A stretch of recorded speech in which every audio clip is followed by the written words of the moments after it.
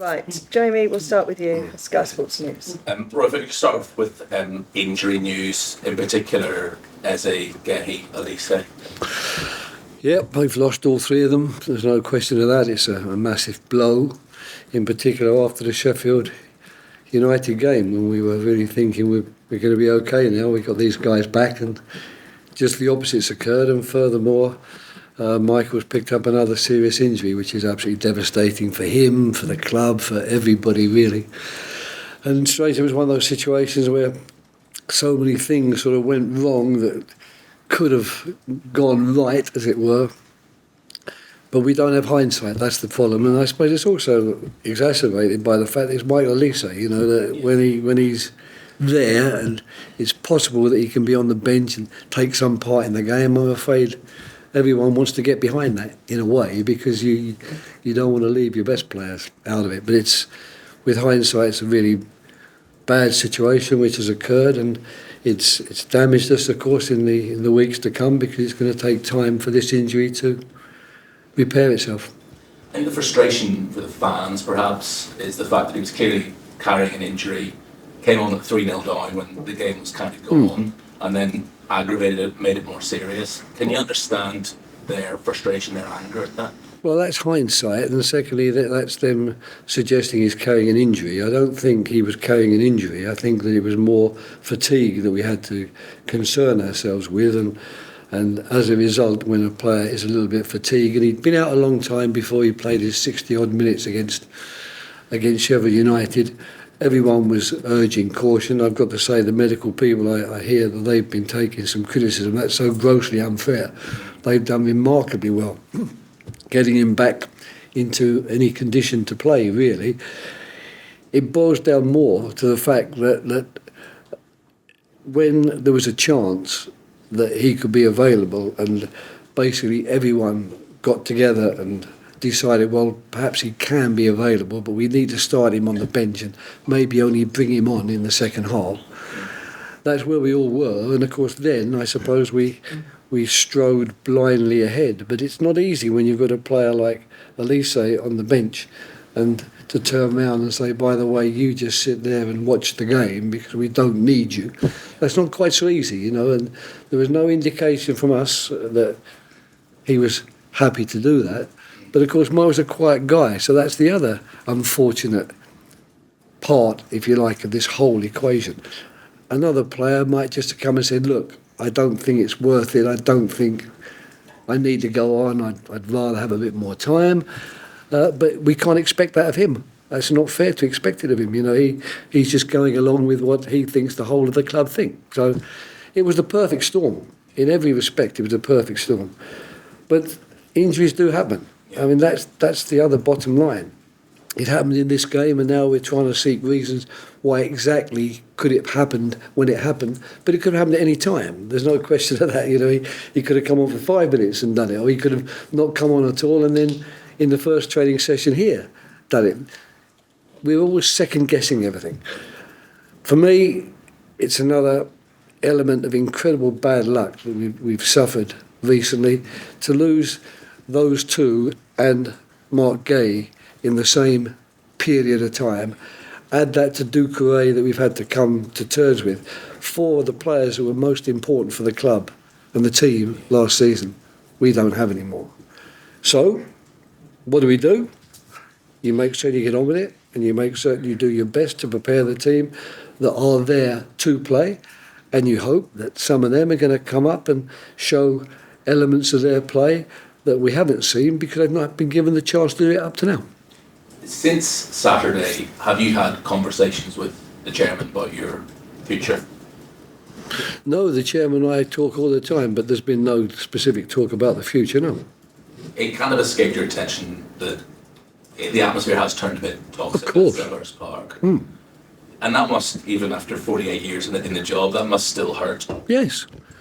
I mean, we're in the business, really, or in the job to try and coach a team to be the best team it can be and win as many matches as it can, and most important of all, to give the fans something that they want to see and can be proud of. Now, when the fans have turned against us as they have, that's the worst possible scenario. And you can understand it because, we haven't really got ourselves going after the Brentford game and kicked on from there with wins which they hoped for, and we've had 2 heavy defeats. But it's a fact of life. It's a situation that is there. We can't change it. No words of mine or no explanations are going to change it. That's where we are, and we've got to get on with it and keep doing the best we can for them. But we understand that they at the moment are not particularly happy with the situation, and they're letting us know they're not happy with the situation, and we have to take that on board, take it on the chin because it's their right to do so. And most importantly of all, we certainly can't do without them. In this current situation we have, where so many of our better players, in our opinion, more celebrated players, are not available, which can make us a better team, as we showed against Sheffield United, I think. When they're not there, the players who are now going to come in their place, they need even more encouragement, more support than ever. So we can only hope that the fans will understand the situation and will give us that support and that backing which they've always given in the 5 years that I've been at the club. There are rumours doing around, which I'm sure you've avoided, that's probably best to avoid them, of managers being lined up to take over from you. Is that just something you shrug your shoulders at and say, la vie, that happens, or does that undermine you? Do you find that hurtful? Well, I think speculation, there's always going to be people who are having a bad run with their clubs, and at that time there's going to be speculation about the future of those people, i.e. those managers, so why should I be any different to that? So it's not in my control. That it doesn't affect my daily work when I come in here. It doesn't stop me working with the players as I think we should work with the players. It doesn't stop me selecting the team. It doesn't select me selecting the tactics and trying to get the team in the best possible shape to play the game. This is from the outside, and one has no option but to let those things pass by and to accept them as a fact of football life. Just one final one from me. Steve Parish is usually very good at coming out and talking to the fans and letting them know the situation. He's been quite quiet recently. Would you encourage him to say something to at least let the fans know what the situation is, what the plan is for the rest of the season? I don't think that's necessary. I don't think he's obliged to do that at all. At the moment, the situation is as it is, that I am in charge of the game that's coming up, and that it's my responsibility to get the team onto the field for that game and to try to do the best job we can against a very strong Chelsea side. Why should he be obliged to say what any further plans could be, or even divulge his thoughts? That's not necessary. I expect he would divulge his thoughts when he feels the time is right to do so. Thanks, Roy. Thank you. Soraya. Hi. In light of the positive impacts Franca, Lorenzo and Armani have made off the bench so far, are any of them close enough to starting games and with some of the injuries sustained in the squad? Obviously, because our squad is getting so much smaller and they play in an area where we're missing players. So of course they're getting closer. I think both of them have benefited, from the time. I think they understand more what we're trying to do. I think their game is constantly improving, and it will be now for them to, when they get a chance, to really grasp that. Frank has had more chances than Hamada, in actual fact. But when they have come on in recent games, they've been sharp, they've been lively, they've shown that they understand what we're trying to do. So there's absolutely no reason to suggest that they're not getting closer to the team. And you said after the Brighton match, the one thing the players did not lack was heart and desire. It's a difficult period. It's clear the players are committed, but are also affected. We saw them speaking to the Palace fans after the match. How have the entire squad have been managing overall? It must be very tough for them. I mean, I think in particular it was very tough on Saturday, that when the players go over to do what I think it's right that they do, i.e. move across to the fans and applaud them and thank them for coming. It's hard then to be abused, even though we understand the fans' frustration and we can take it. But I think they've dealt with it very well. All I can say is that this week in training, it's obviously been a very tough weekend, especially with the way the result panned out, and especially with the extended protests and all the things that are being written. I've got to say the 3 training sessions we've had have been extremely good, and I'm amazed really that they can show that degree of resilience, degree of maturity, and to accept that this is a bad situation that we're in, but there's only one way we can help ourselves to get out of it, and that's to work hard and try and play good football. And your 200th game in charge of Crystal Palace is coming up Right. against Chelsea. What's been the biggest positive change you've seen over your time in the club? Oh, there's been so many. I mean, I'm tempted to say, if you wanted just one single thing, the academy, of course. I think a lot of money went into that, a lot of thought, a lot of effort, and I think that's lifted the club up to a higher level.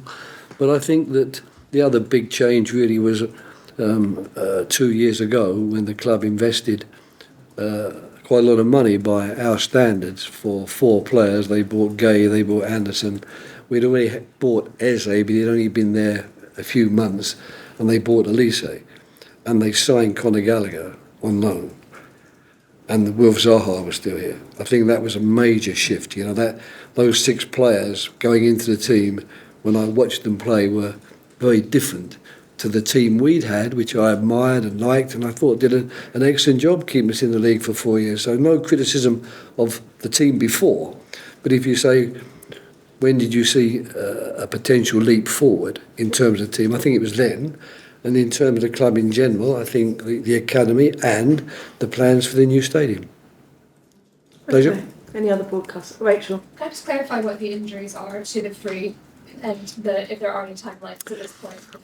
Well, people don't want to give timelines, do they? Because it's enough. They're under enough pressure, as we've seen now. The moment you even mention medical staff or sports science, people want to come in with criticism or to suggest that they're not doing what they should be doing. Nothing could be further from the truth. I was disappointed to hear from Joe that there was some talk that it's not good between us, the coaches, and the sports science and medical.